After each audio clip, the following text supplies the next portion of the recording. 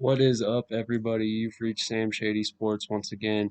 Thank you so much for being here with me. Um, Today is episode number 2 of my USFL head coach breakdown. And today I'm going to be doing Todd Haley, who was hired with the Tampa Bay Bandits. At 54 years old, Todd Haley is actually the youngest head coach hired by the USFL, which is actually a significant thing. Um, I think he's the one guy who might actually have a future to be had from his coaching performance with the USFL. Or it could turn into a situation where if the USFL sticks around, he could be one of the faces of the USFL if he decides to stick around with the league. Um, I think that his head coaching position that offers a general manager position might actually be the perfect position for him, being that he flamed out in Kansas City due to trying to fit players into his scheme that he had not picked on several occasions. And he was actually blamed somewhat for the depth in Kansas City, which was not his fault. It was more Scott Pioli's fault. Anyway, well, let's get into the breakdown. Let's discuss where Todd Haley came from, how he got into coaching in the first place, and why I think he will be a hit in the USFL. Um, let's start it off. Todd Haley got his start in the NFL right away in 1995, despite having no experience playing in college or coaching college or any other level for that matter. Um, the main reason Haley got his job is because his father, Dick Haley, is known for his time with the Pittsburgh Steelers and the Jets as a director of player personnel. Haley was best known for drafting players such as Lynn Swann, John Stallworth, Jack Ham, Jack Lambert, Rod Woodson. Basically, if they're in the Hall of Fame and they were drafted after 1971 but before 1990, he was responsible for them being with the Steelers. So the vast majority of the Hall of Fame players that were with the Steelers are because of his father, Dick Haley. Um, Due to his ability to draft Hall of Fame players, he was able to land a second job with the New York Jets in the same role immediately after he left the Steelers.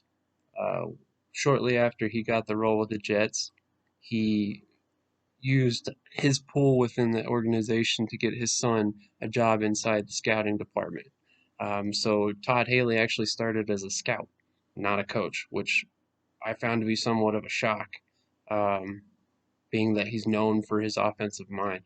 Um, Regardless, it was a short stay in the scouting department. He spent just 2 years as a scout prior to the Jets realizing that he belonged in coaching more than he did scouting. His third year in the NFL, he swapped over and started coaching wide receivers, which ended up being a great fit for him. Um, One of the first players that he had to deal with in terms of superstars was Keyshawn Johnson, which prepared him for the rest of his career dealing with players like T.O., Terry Glenn, Dwayne Bowe, Jamal Charles, et cetera, et cetera. Um, he spent 3 seasons with the Jets as the wide receiver coach before moving on um, to Chicago. If you remember in 2000, the Jets were going through a rather large transition. Bill Parcells had decided to retire the first time, and he had set up a deal with the Jets as to where Bill Belichick would actually succeed him as the head coach. Belichick had even signed a contract with the Jets to take over as the head coach prior to Parcells announcing his retirement. However, at the last possible second, due to a handwritten note, um, ultimately Bill Belichick turned his would-be hiring announcement into a resignment announcement. he decided to give up the job after just one day on the job and no one actually knowing that he had been named the head coach.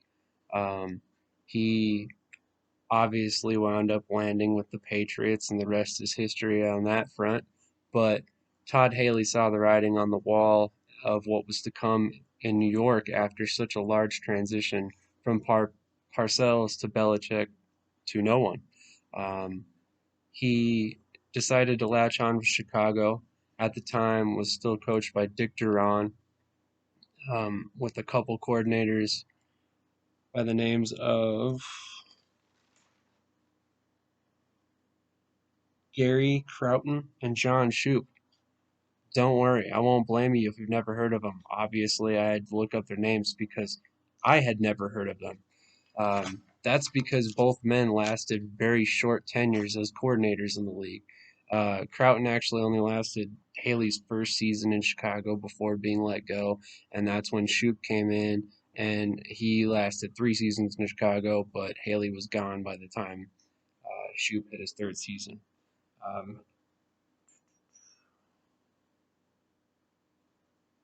in 2004, after he left Chicago, Haley reunited with none other than Bill Parcells in Dallas. Bill Parcells had come out of retirement to coach the Dallas Cowboys, and he brought along Todd Haley. And this time, Todd Haley was coaching wide receivers as well as helping design the passing game. He didn't actually have the title of passing game coordinator, as far as I can tell, but he was regarded as one of the big reasons why the Cowboys' passing game was as prolific as it was, um, despite the fact that they were featuring rather, um, how can I say this? Uh, Obscure, I guess, quarterback play. First, he had Drew Bledsoe at the tail end of his career, and then he had Tony Romo in his first season as starter before moving on to Arizona. Um, it was due to his work with Terry Glenn and Terrell Owens in Dallas that got him the job in Arizona as the offensive coordinator under Ken Wisenhunt. Once he arrived in Arizona, it was clear that Haley belonged as an offensive coordinator in my mind. He quickly took over play calling from Ken Wisenhunt, despite the fact that Wisenhunt was known for his offensive mind as well. Um, and late in the season, Haley had turned the offense around and had them setting records for Arizona. Um, as if that wasn't enough, his second season in Arizona, he actually helped lead the Cardinals to a Super Bowl berth behind the strength of a very, very strong season by Kurt Warner. Ultimately, his team wound up losing to ironically, the Pittsburgh Steelers, where his father had spent so many years, and Haley grew up and spent time as a ball boy for Chuck Noll's coaching staff. Um, this loss actually marked a rather big turning point in Haley's career, due to the fact that his offense was able to put up several games with 30 points or more in the postseason, and actually only was unable to score 30 points against the Steelers' vaunted defense. Due to this, Haley was actually offered the head coaching position with the Kansas City Chiefs. Um, the Chiefs had hired Scott Pioli, an old friend from his time with the Jets, um, as general manager there. And this was Scott Pioli's first hire for a head coach. So he decided to turn to somebody he knew and has known for a long time in Todd Haley. Uh, Haley was obviously on his way up the coaching ladder when this happened anyway, so it's not as if Pioli took a stretch to hire Haley, and Haley actually proved him quite right in his second season. Um, the first season went rather poorly. Uh, Definitely not what you would have had hoped, in your first stint as a head coach, especially not your first season. Basically, Haley had decided to retain Chan Gailey, the offensive coordinator, under Herm Edwards the season prior. And Gailey, being the veteran coach that he was, decided to stand his ground and push the fact that the Chiefs should still be running a spread offense, the same offense that Gailey had found success with in 2008 with Edwards when he installed it midseason. However, Haley, being known for being hard-headed and sticking to what he knows, turned Gailey's suggestion down and actually went as far as demoting and stripping him of his play calling duties in week 3 of the preseason. And this is after he decided to retain him that offseason. Um, to me, this was just a sign of large miscommunications between the front office and the coaching staff. And it was a foreshadowing of what was to come with Haley's time in Kansas City. Ultimately, Gailey didn't even end up serving as the coordinator past the preseason. He was let go and spent the 2009 season out of football. Haley took over play calling duties, which he probably should have done from the beginning. I'm not saying that his tenure with the Chiefs turned out well, but Haley was known for his offensive mind. Bringing in and retaining Gailey made little to no sense at the time, especially when you knew that he shared a totally different offensive philosophy than you, as evidenced by his offense the season prior. Um, Yet Haley decided that he wanted the veteran coach around. And the only reason you keep that veteran coach around is for a sounding board, for his experience. But what good is his experience if you're only going to turn down his suggestions the first time he voices his opinion? It's very clear to me that Todd Haley had no intentions of taking suggestions from Gailey, and he either should have hired somebody who had been one of his assistants in Arizona or somebody else other than him as his offensive coordinator and rolled with them rather than somebody that he knew little to nothing about other than the fact that he shared a different philosophy. Um, Regardless, I kind of wonder how much the move to keep Gailey was due to Pioli and not Haley himself. Ultimately, like I said, it did not pan out. Gailey left anyways. Whether that was Pioli's decision or Haley's, I'm not sure. Um, the season didn't get any better from there.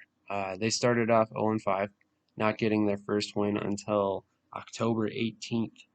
Um, less than a, or sorry, just a little over a week later, I think it was about 9 days later, Larry Johnson was officially suspended from the Chiefs due to tweets that included homophobic terms about Todd Haley and repeatedly bashing Todd Haley for his lack of playing and coaching experience in his family tree, despite the fact that he was now a head coach.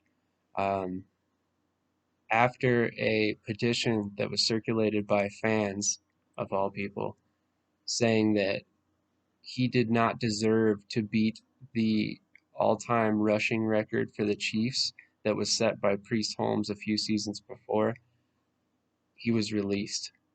Um, Apparently, the fans believed that Larry Johnson never stood for the values of the Chief organization and sided with Todd Haley.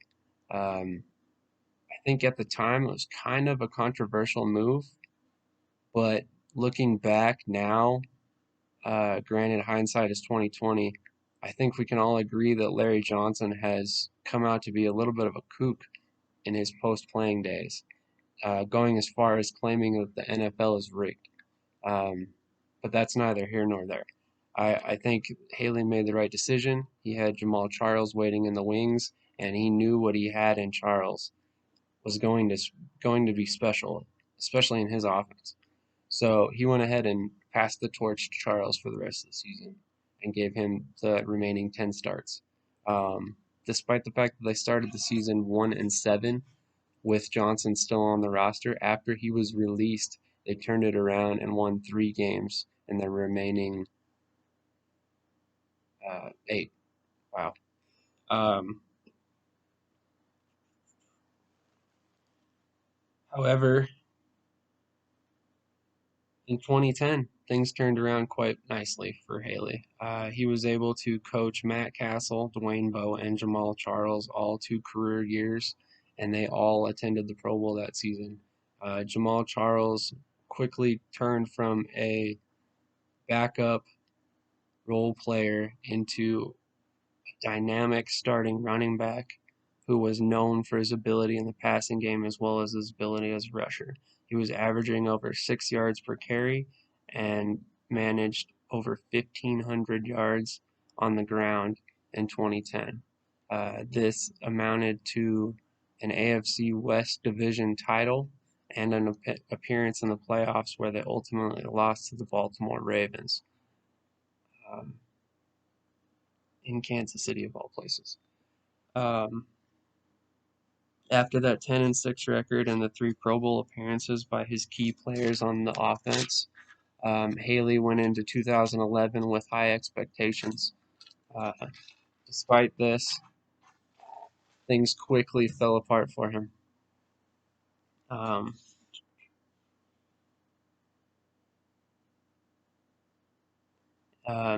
13 games into the season, he was fired and replaced by Romeo Crennel.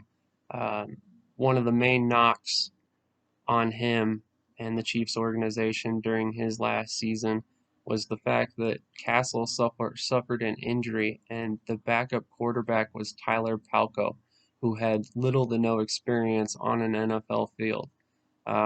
Fans and analysts alike began to question why the Chiefs had left themselves so thin when they had playoff aspirations, and this ultimately resulted in the firing of Todd Haley after a 5-8 record to start the season. Um, Quite frankly, I don't know what they were expecting. It was just his 3rd season, and he had a 10-6 record the year prior. He had dealt with injuries to Jamal Charles, his starting running back, his starting quarterback, and several other key players. I'm not sure what the Chiefs organization expected from the coaching staff when they did not set them up for success via the front office. Quite frankly, I blame Scott Pioli for Todd Haley losing his job in Kansas City. However, uh, it was Pioli who had the power to fire Haley and not vice versa. And here we are. Haley ended up moving on to a place he called home for many years, as I've mentioned before, when he was serving as a ball boy for Chuck Noll in Pittsburgh. He was hired as the offensive coordinator for the Steelers under Mike Tomlin. He was the first offensive coordinator hired for the Steelers from outside the organization in over 13 seasons, and he worked out well at first. It seemed him and Big Ben were on the same page to begin with, but once again, quickly, Haley's abrasive attitude rubbed Big Ben the wrong way, and reports came out that they were not seeing eye to eye any longer. Um, Eventually, the Steelers announced that they would no longer, or they would not retain Todd Haley when his contract expired in 2017, and ultimately that's what happened. They let him walk when his contract expired in 2017. He spent just 6 seasons in Pittsburgh, and his time was more or less forgettable. Um, he moved on to Cleveland in 2018 under head coach Hugh Jackson, which, if you remember anything about Hugh Jackson's tenure in Cleveland, he won 1 game in 2 seasons. So you can all guess where this ends. Haley was fired. However, the surprising part about this is despite serving as an offensive coordinator and or head coach for nearly the last decade, um, Haley was completely out of professional football for the foreseeable future. Um, he took a job with